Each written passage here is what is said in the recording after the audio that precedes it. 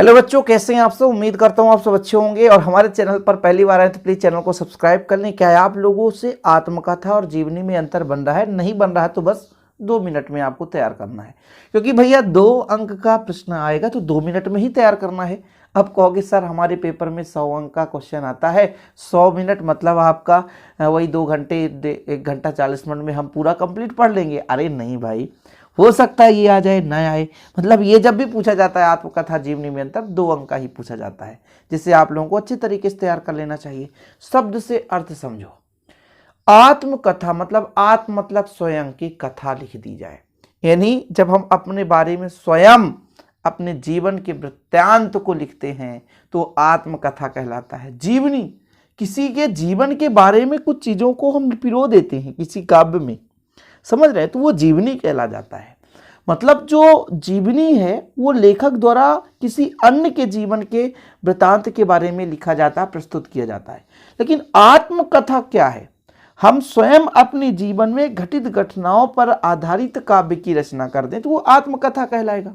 और जीवनी किसी दूसरे व्यक्ति से देख करके दूसरे व्यक्ति के बारे में, उसके जीवन की घटित घटनाओं के बारे में जब हम उसके जीवन के वृत्तांत का प्रस्तुत करते हैं तो वो जीवनी कहलाता है। वैसे आत्मकथा जो लिखी जाती है बिल्कुल पूर्ण रूप से शुद्ध होती है और सही कथा होती है। लेकिन जीवनी जो दूसरे की, कुछ गलत भी हो सकता है, जो हम उनके पहलू को सुने हैं देखे नहीं है।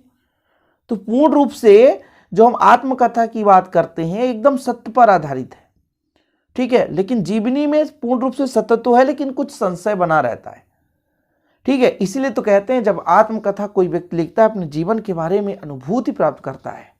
आत्मकथा में अनुभूति की गहराई होती है, खुद अनुभव किया हुआ चीज है।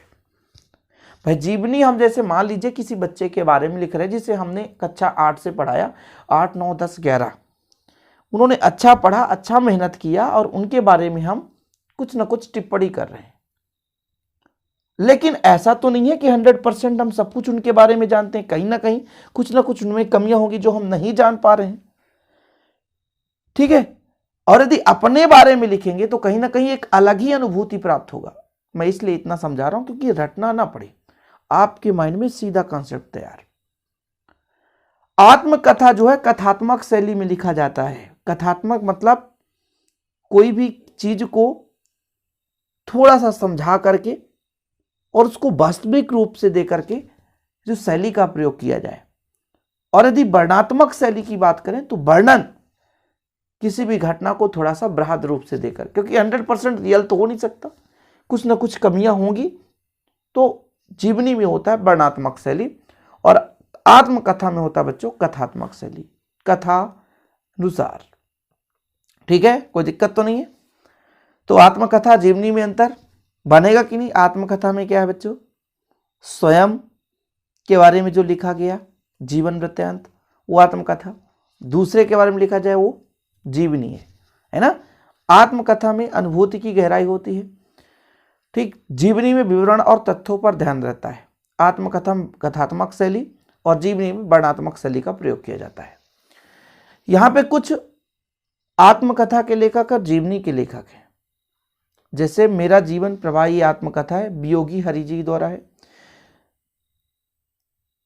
यहां पर मेरी जीवन यात्रा राहुल सांस्कृत्यायन, ठीक है। और आवारा मसीह है जीवनी है विष्णु प्रभाकर का। कलम का सिपाही अमृत राय निराला की साहित्य डॉक्टर रामविलास शर्मा द्वारा। तो ये कुछ 2 आप तैयार कर लो। बाकी तो हमारा जो लक्ष्य है आत्मकथा और जीवनी में अंतर जो आप लोग तैयार कर लेंगे। बोर्ड एग्जाम 2023 के बच्चे जो भी पढ़ रहे हैं, यदि एमपी बोर्ड से हैं उनके लिए अलग से एक प्लेलिस्ट बना दिया हूं,